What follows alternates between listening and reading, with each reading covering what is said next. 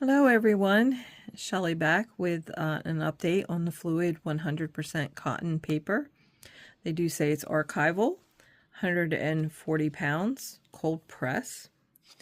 It is definitely a different texture between hot and cold press from Arches, which I normally work with. It's kind of in between, but it definitely has a cheap paper feel to it. I don't know how to explain it otherwise.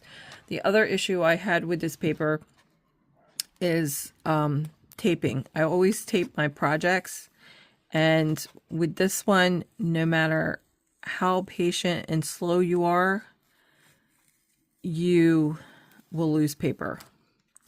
Now, I did use a heat gun, and that did help.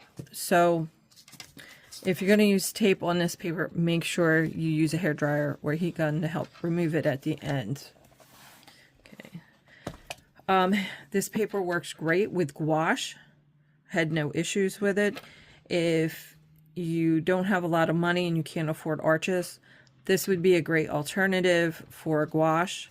I still prefer Arches, but I would definitely paint my gouache on this. It also works great with ink.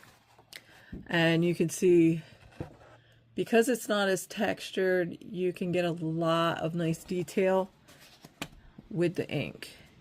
So following the ink, I wanted to add some watercolor and see if it would get some nice blooms, and we did do that there.